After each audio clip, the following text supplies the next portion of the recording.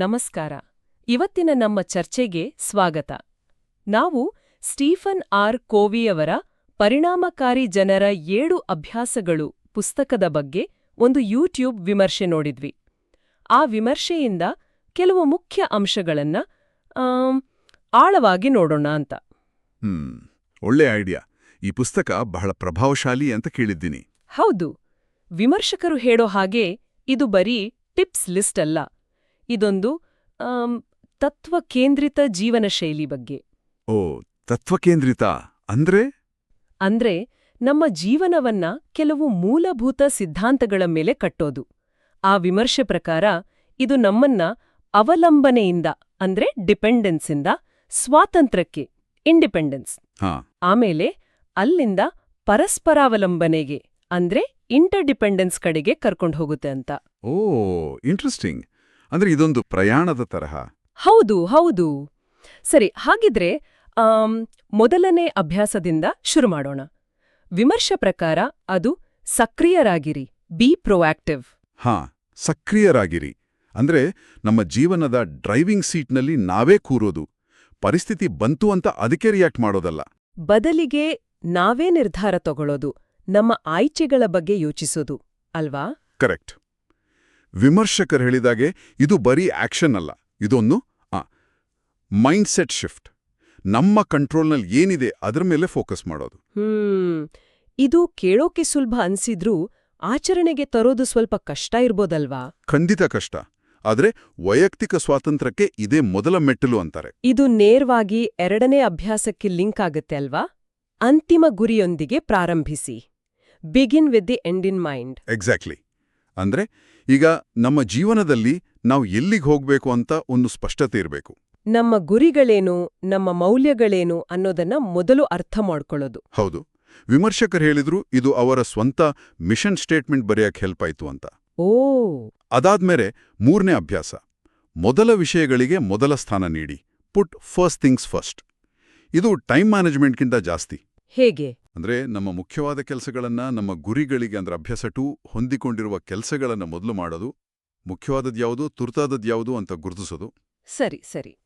ಈ ಮೊದಲ 3 ಅಭ್ಯಾಸಗಳನ್ನ ವಿಮರ್ಶೆಯಲ್ಲಿ ವೈಯಕ್ತಿಕ ಗೆಲುವು ಅಥವಾ ಪ್ರೈವೇಟ್ ವಿಕ್ಟ್ರಿ ಅಂತ ಕರೆದಿದ್ದಾರೆ. ಸರಿಯಾಗಿ ಹೇಳಿದ್ರಿ.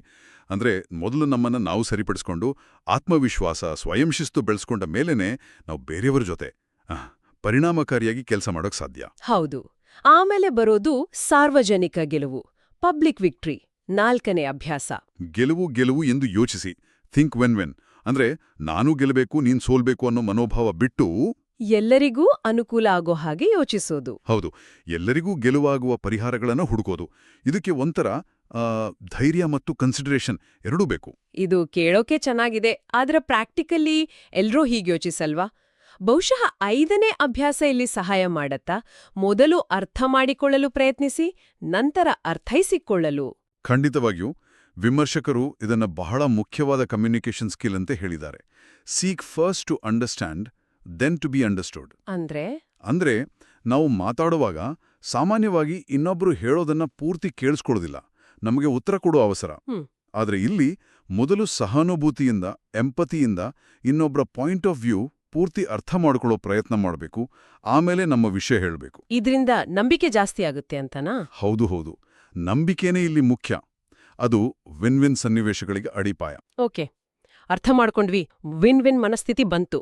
ನೆಕ್ಸ್ಟ್ 6ನೇ ಅಭ್ಯಾಸ, ಸಹಯೋಗಿಸಿ, ಸಿನರ್ಜೈಸ್.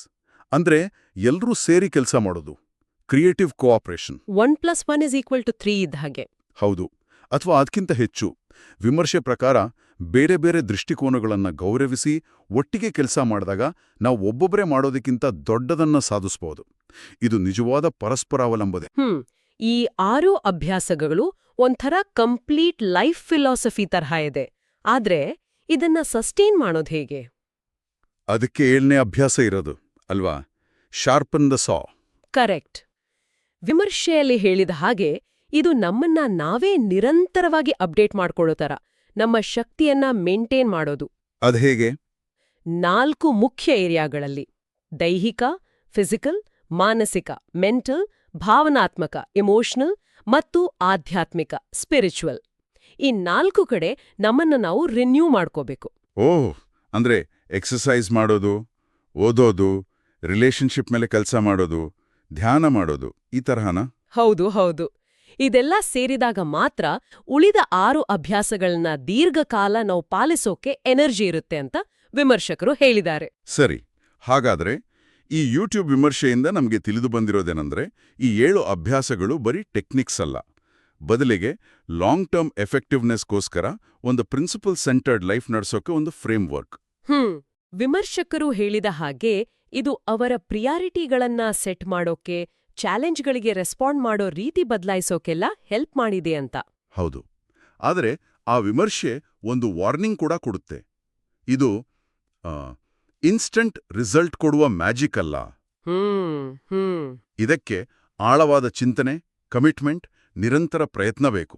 ಹಾಗಾದ್ರೆ ಇಲ್ಲಿ ಒಂದು ಪ್ರಶ್ನೆ ಉದ್ಭವಿಸುತ್ತೆ. ಏನು? ಈ ತತ್ವಗಳ ಮೇಲೆ ಫೋಕಸ್ ಮಾಡೋದು, ಅಂದ್ರೆ ಪ್ರಿನ್ಸಿಪಲ್ಸ್ ಮೇಲೆ ಗಮನ ಕೊಡೋದು, ಇದು ಶಾರ್ಟ್ಕಟ್ಗಳನ್ನ ಅಥವಾ ಕ್ವಿಕ್ ಫಿಕ್ಸ್ಗಳನ್ನ ಹುಡ್ಕೋದ್ಕಿಂತ ಹೇಗೆ ಭಿನ್ನ? ಒಳ್ಳೆ ಪ್ರಶ್ನೆ. ಮತ್ತು ಆ ದೀರ್ಘಕಾಲದ ಬದ್ಧತೆ ಇದೆಯಲ್ಲ, ಅದು ನಿಜವಾಗಿಯೂ ನಮ್ಮ ಜೀವನದಲ್ಲಿ ಯಾವ ತರಹದ ಪರಿಣಾಮ ಬೀರುತ್ತೆ? ಇದು ಯೋಚನೆ ಮಾಡಬೇಕಾದ ವಿಷಯ ಅಲ್ವಾ? ಖಂಡಿತವಾಗ್ಲೂ. ಬಹುಶಃ ಅದರಲ್ಲೇ ಇದರ ನಿಜವಾದ ಶಕ್ತಿ ಅಡಗಿದೆಯೋ ಏನೋ.